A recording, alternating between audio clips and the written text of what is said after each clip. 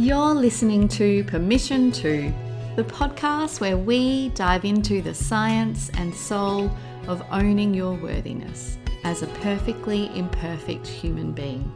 I'm your host, Sam Dew, psychotherapist, positive psychology coach, mama to a beautiful 5-year-old Amelie, and passionate advocate for living an inspired life. My aim is to show you that you have full permission to own your worthiness so that you can embrace your true nature and begin walking boldly toward your dreams. Let's dive in. Hi everyone, and welcome to another episode of Permission To. You can probably hear in my voice I'm a little bit excited because it's the first day that school's back, so it's my first day of being fully in my business after 6 weeks of summer holidays. And whilst it was lovely to have so much family time and quality time, it just also feels so exciting to be back in my business. Yay! So let's dive into today's topic: permission to say bye-bye to imposter syndrome. Because imposter syndrome is really at the heart of the problem that permission granted solves. That sense of there being something wrong with you, something that's not good enough, something about you, that feels like a fraud, or, that you're going to be caught out. That is a big part of what we work on in permission granted. Because obviously, when you think that way about yourself, you don't feel great, and it's pretty hard to get what you want out of life when you're not feeling great. So how do you know if you have imposter syndrome? In essence, imposter syndrome is a way of thinking about yourself, and it's the sense that you'll be found out as a fake or a fraud, or that you don't belong. So it can really create a sense of disconnection from others and a sense of not belonging. And it can get in the way of you being seen, of showing up imperfectly, like feeling like you need to be perfect to show up can be a big part of imposter syndrome. Obviously, anyone who knows me knows that I believe that showing up imperfectly is better than not showing up at all. So if you are devaluing your worth, undermining your life experiences and what you have to offer and your expertise, then it's likely you're experiencing imposter syndrome. And imposter syndrome isn't something that can only impact on your career. It could be your business. It could be your creative pursuits. I've worked with a lot of artists who have experienced imposter syndrome. I've worked with CEOs of big companies who experience imposter syndrome, and also mamas, that sense of I don't really know what I'm doing, I'm not good enough. So imposter syndrome can kind of really show up in all areas of your life. And so if you have stories that all of your accomplishments might have been due to luck or chance, or a fear of getting exposed as a fraud, maybe, when someone gives you a compliment or says you're great at something, you might think, if only they really knew the truth, or something, have some thoughts like that. Have a sense that you are not good enough or not enough, that you think that you aren't as smart as others, not as confident as others, not as much of a leader as others. If you're worried about making mistakes, then you might be struggling with imposter syndrome. And from my point of view, imposter syndrome, self-worth, self-belief, they all kind of intertwine. The first thing to know about imposter syndrome, which I think just knowing this is a big part of the process of learning to move through it, is to know and accept that imposter syndrome just makes you human. It's not proof that you don't belong in the arena. It's not proof that you're not enough or that you're not good enough. It's just an experience that many women, in fact, I'd say the majority of women, can relate to. So you need to separate the feelings and the thoughts from the facts and from your identity. Experiencing imposter syndrome doesn't actually make you an imposter. Thinking you are not good enough doesn't actually mean that you are not good enough. Thinking there is something wrong with you doesn't mean that there is something wrong with you. This comes back to the core of mindset work, which is about remembering that we don't always see ourselves or the world or others accurately. And it's super important to understand and to remember and remind ourselves that many of our thoughts and beliefs are not actually ours. We never chose them. So in a nutshell, many of our core beliefs are formed before the age of 6, and we learn from our environment, we learn from our family, from our parents, from our peers, and at that age we don't have a filter. So if someone teaches you something or tells you something that as an adult now you wouldn't necessarily choose to believe or want to believe, as a child you didn't always have that ability to filter it out. And so I think it is really important to remember that some of these beliefs that you may have developed and some of these thoughts that you've got about yourself were never chosen by you. And then when we do this thought work as an adult, is an opportunity to choose for ourselves. Like, how do I want to feel about myself?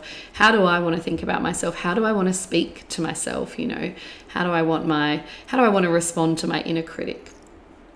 And I also wanted to add that I think in my experience working with women for the last 15 years and more as a social worker, therapist, coach, in all the different areas that I've worked with women, what I have noticed is that experiencing imposter syndrome can make us feel disconnected from others, because so often we put others on a pedestal and we see ourselves as being less than them.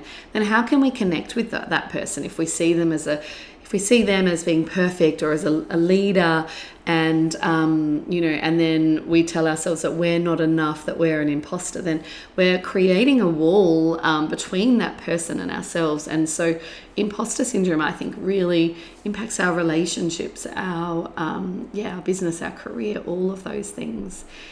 And this is because we've been taught and grown up in a system that encourages us to rank ourselves. We're being marked in at school. We're competing in sport, and there's nothing necessarily wrong with competition, but we do get taught this ingrained pattern of ranking. Oh, well, that person's better than me because they've got more Instagram followers than me, or these are just random examples, or because they earn 6 figures and I don't, or because they're a manager in the job and I'm only this. And so we've kind of often got this pattern. I don't know if you can relate to this, but I know that I see this a lot in the women I support, where we compare ourselves to others and we unconsciously, out of our awareness, are kind of ranking people and putting ourselves at the bottom. So obviously that's something that we want to try and break free from, because I don't know about you, but for me, I don't want that next generation of women, of girls, to be comparing themselves so much to each other and ranking themselves. I really believe in celebrating ourselves as a whole humans, and acknowledging we all have different strengths and different weaknesses, but we're all equal. It's not about one person being better than the other.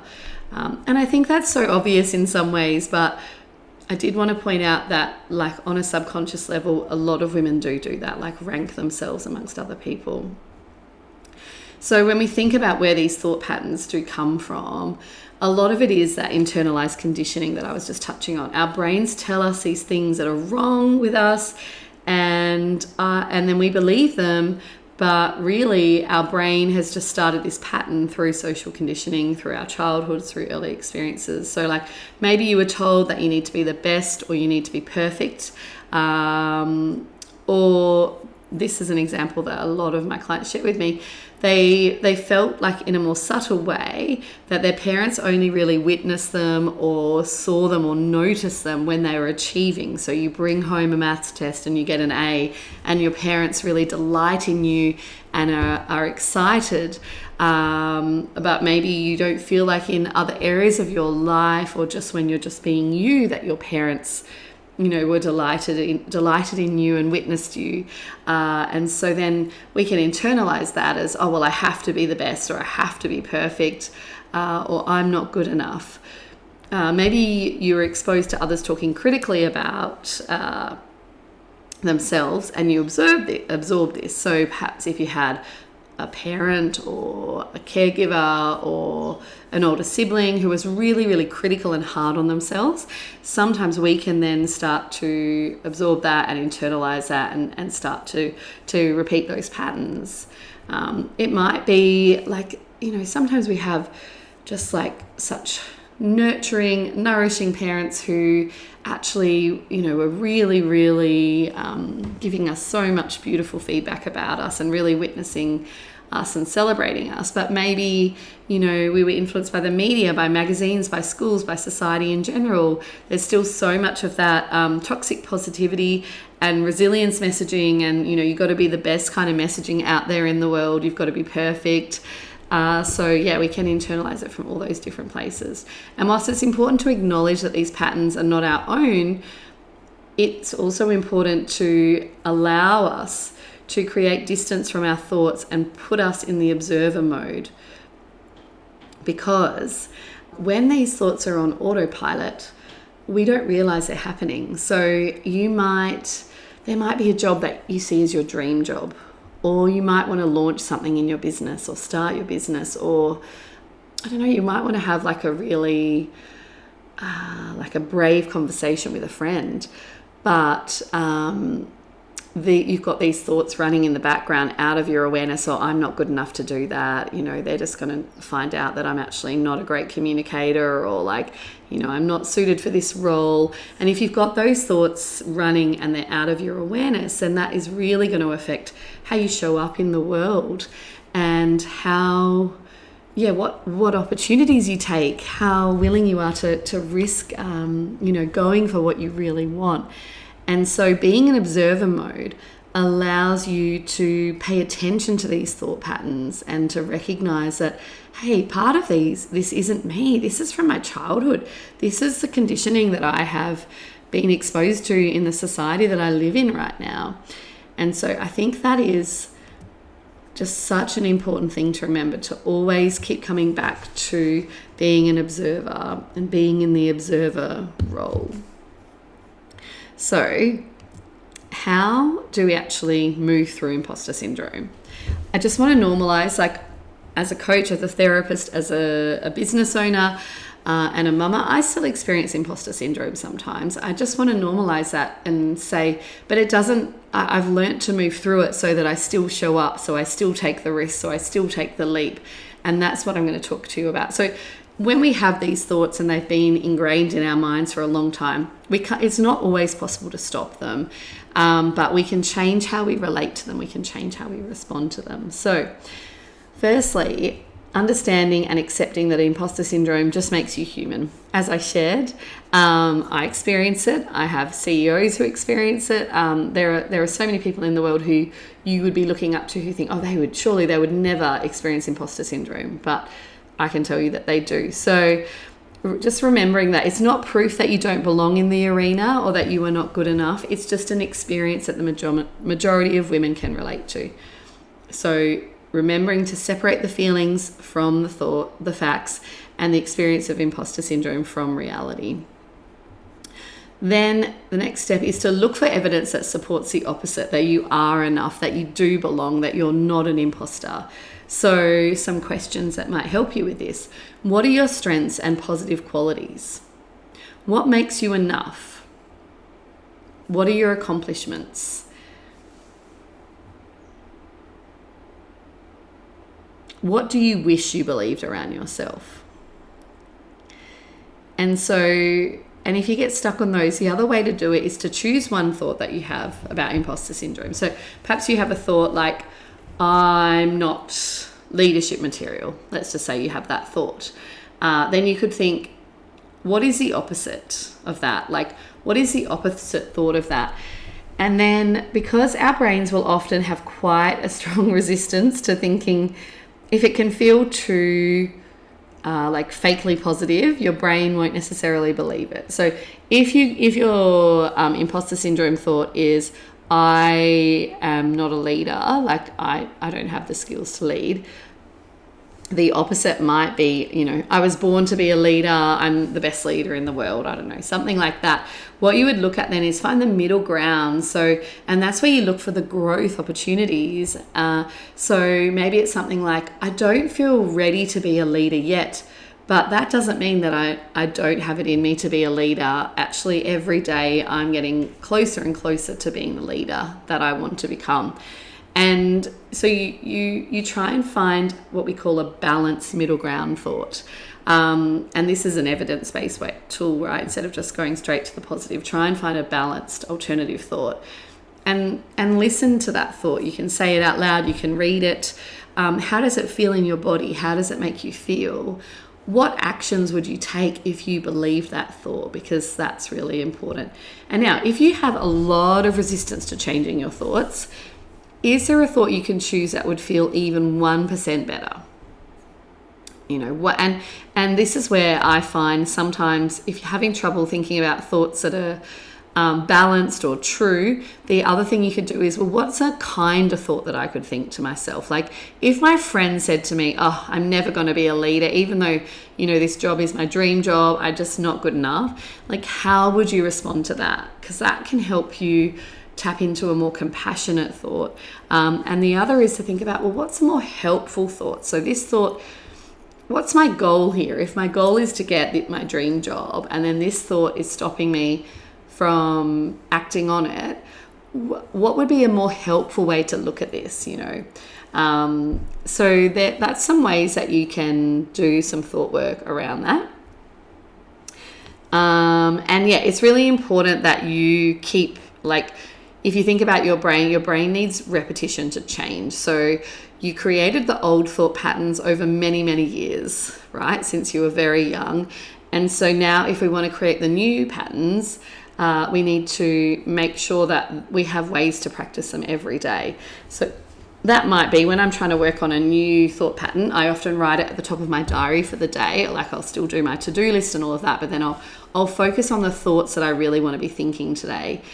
Some people put alarms on their phones, post-it notes, messages on the mirror. There's so many different creative ways that you could do that. But make sure that you don't just do the work and then forget about it. You have to kind of actively do it every day. And then fake it until you become it. If anyone hasn't watched Amy Cuddy's TED Talk on imposter syndrome, I highly recommend it. But this isn't actually about faking it. I know a lot of people hate that saying, like, fake it till you make it or fake it till you become it. I would say it's not actually about faking it. It's about learning to be the leader of your own life instead of letting old thoughts and patterns be the boss. Because when we take action, we change our neural pathways and we start to believe that we are enough and that we do belong. So the more you keep showing up, the more you will move through imposter syndrome. And this is something that I wanted to talk about a little bit more deeply because it's something that people get tripped up on a lot. It's like this idea that, well, I can't go for that job until I believe in myself, or until I start having more positive thoughts, I, am not going to, take that action or do this step. Because a lot of people think, well, I have to change my thoughts before I take the action. But actually, when you take the action, you are creating new experiences in your body. You are creating new evidence for your mind. And so you're actually changing your neural pathways through taking the action as well. And by the way, that's not saying like I'm not one who believes in like magical thinking, like if I think I get the job, that I'm going to get the job. I know there are a lot of coaches that will say that, whatever you think will 100% come true. I believe that it's a little bit more nuanced than that. We don't have 100% control over our lives. Absolutely, how we think is really, really important and will influence how we show up in the world. But it's not a magical process like that. And so I did want to speak to, like, let's say that you've got imposter syndrome about a leadership role at work, and you do this work, you go through this process that I've shown you, and then you decide, okay, I am going to apply for that job.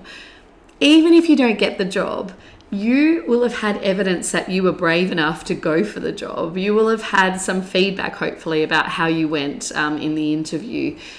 You will start to notice, hey, actually, I believed in myself that I was enough for that job. And that will help you to keep going, to keep trying again. Because obviously we don't always get the first job that we go for. And I have had people message me going, oh my gosh, Sam, like, from your masterclass, I decided to go for the job. I didn't get it, but I feel so much better about myself. So I just wanted to speak to that when you're working on imposter syndrome, it's not like you're always going to get the outcome you want straight away, but it's about trusting the process and keeping on trying, knowing that the actions that you're taking are telling yourself, hey, I am enough. I'm not an imposter. I do believe in myself. So they're the kind of 3 steps that I recommend to move through imposter syndrome. But just remembering that if you experience imposter syndrome, you're not alone. You're a human. There are so many incredible women doing incredible things who still experience imposter syndrome. They have just learned to lead themselves through it. And I hope that this episode has supported you to know how to lead yourself through it as well. Now, in all honesty, the steps that I've described to you, they are things that you can find in books, podcasts, online articles. In fact, you've probably heard them or read them before in some way, shape or form. The reality is that for many of us, we don't necessarily need more information. We need accountability and we need human relationships to be able to make changes, because change in isolation can be challenging. The power of a conversation, of having a coach ask you those interesting, sometimes difficult questions, a coach that actually gets to know you and understands who you are as a human and your unique experiences in the world, that is the kind of experience that I think is more likely to help you move through imposter syndrome than necessarily just reading books and listening to podcasts. So if you really want to soften into your relationship with yourself instead of struggling against yourself, and really start leading yourself into claiming your place in the arena, whether that's being a leader, whether that's leading in business, in your home as a mum, whatever area of it is your life that you want to grow and lead in, then permission granted is for you. Doors are about to open. At the moment, I've got a really special offer for anyone who is on the wait list. So check out all the details below. It's a really intimate experience with 20 women max. So I really love to get to know people before they decide to join. So if you'd like to send me a message or an email, I'd be really, really happy to chat through with you. But in essence, it's 6 months of group coaching and sisterhood. I'm the coach for the whole 6 months. We meet monthly for circles where we explore different themes, and then monthly for group coaching calls. So you actually have an opportunity to be coached by me every fortnight. And yeah, it's a really, really powerful experience. Something about witnessing other women as they move through their own imposter syndrome, as they learn to really take their power back and get their voice, claim their voice, and start setting boundaries, and all of that work that so many of us desire. It's just so powerful to do it amongst a sisterhood of women and to feel like deeply supported by others. So yeah, if that is something that you have an interest in, I would love to support you and look forward to hearing from you. Thank you everyone for listening. The next episode will be out next week, and until then, have a beautiful week.